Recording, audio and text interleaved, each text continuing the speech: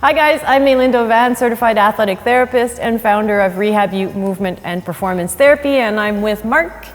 Yeah, hi guys. So my name is Mark. I'm a former professional athlete as a baseball player within the Oakland A's organization. Right now I'm a pitching coach with the Academy of Baseball Canada here in Montreal. And we're going to talk about scapular mechanics and scapular mechanics for rotational athletes. So the kind of things that Mark hears a lot in the baseball circle, maybe a bit of the myths about how the scapula should function, and very much the basics. So you've heard me talk in many previous capsules about the foundational movement of the shoulder complex and what's required. And certainly when we're talking about scapular mechanics, two of the most important movements of the scapula that people need to access and own is upward rotation and posterior tilt. So that's going to be very important for I talk a lot about CrossFit overhead athletes, but obviously it's going to be important for throwing athletes as well and various rotational athletes. So getting that scap to do its upward rotation and its posterior tilt. And there are a multitude of screens to look at that, which you will find in other capsules on the blog. And today we're going to look at how do I create awareness of that motion of the scapula. Okay, so getting that nice upward tilt and getting that upward rotation and getting that posterior tilt. So one of the exercises that I like to use a lot, I'm going to get Marc-Antoine to do it, is a reach, roll, and lift, where he's, you can actually go into more like a child's pose, so over here, yeah. So, and then he's going to make a fist to rest his forearm. And because he's in this kind of child's pose position, it's kind of like locking his back, so he's not going to compensate and try to get some extension there when you see as he tries to lift at the end position of this exercise. So what he's going to do is this hand is flat. The initial portion of the movement is a reach. So he's reaching all the way up, and he's reaching with the fingers. And this part's important because if you tell people just to reach as high up as possible, they may end up shrugging the entire shoulder complex, whereas if you get them to reach with the fingers, they're going to get that nice upward rotation of the scapula. When he does his roll, where he rolls the thumb up towards the ceiling, and the intention of lifting, where he's intending to lift but without shrugging the shoulder, that's where he's going to get his nice posterior tilt. Now, a lot of that is going to come just from the roll. So even when he's up here, as soon as he rolls, he's going to feel that scapula kind of do a subtle retraction, depression. And then as he intends to lift, he's going to get that nice posterior tilt, and you can feel it there.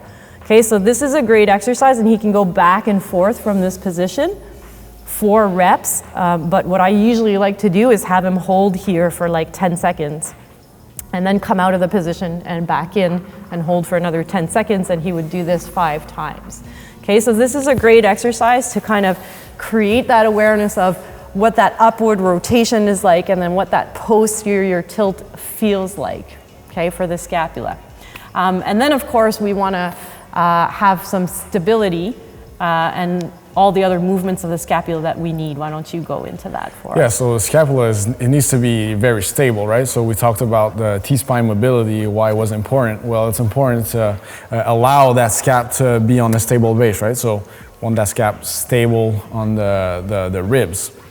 So we need that posterior tilt, and we need that retraction to go load the arm. That when we talk about with people, is the arm stops there. No, the scapulothoracic joint is very, very important for athletes. So trying to be able to retract to load, but also to protract to unload and throw, right? So it's very important to have enough control and strength to go in upward rotation, because if you lack upward rotation of the scapula, then you're going to have compensations at the glenohumeral joint, which is the shoulder, I guess, that we talk about. So compensations at the shoulder, as we talk all the time, not something that we want, right? So yeah, that's pretty much it. For sure. So essentially what we want to do is we want to be able then to explore all the different movements of the scapula.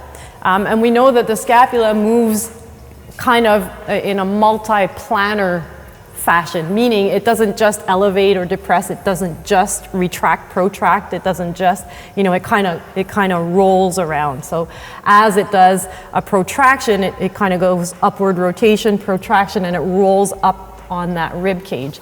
And those are the types of movement that we want to explore. The closed chain position is interesting to load the scap. And then working into different angles and reaches is interesting because you'll get that protraction, you'll get that retraction as you reach up, as you reach down, you'll get some elevation, depression, and explore all the movements of the scapula. So we're going to show you kind of like a scapular clock exercise or scapular reaches where Marc-Antoine is going to lean against the wall on that one arm, and then what he's going to do is he's just going to reach, so he can reach to 12 o'clock, reaching way up, and now you see he'll get that scap kind of depression and retraction, okay? And then he can reach to 3 o'clock. Too, yeah. Yeah, and he can reach to 3 o'clock. Good. And then he can reach down at the bottom to 6 o'clock. Good. And then he can even reach away, so he could reach towards, yeah. And then he could even reach towards me, opening it up. Good. And back. And he could do this, obviously he would do this on both sides. And he can reach, now we did 12 o'clock, 3 o'clock, 6 o'clock. He could do an entire clock if he wanted to. So working on stabilizing that scapula within all of its ranges. And as he mentioned, even the reaching arm is working as well. As he reaches, he's going to get those different movements of the scapula. So just working on creating that stability, understanding those movements, and then these are exercises that you can also progress. So he could be on all fours and be working on elevation, depression, protraction, retraction, and all of those movements of the scapula. Okay, so one, we want to create awareness of those important movements, that upward rotation, that posterior tilting. And then two, we want to create some stability and access all of those movements. So we need retraction, but we also need protraction. We need that scapula to move in all of those directions that we want it to, and we need to be aware of all of those different movements of the scapula.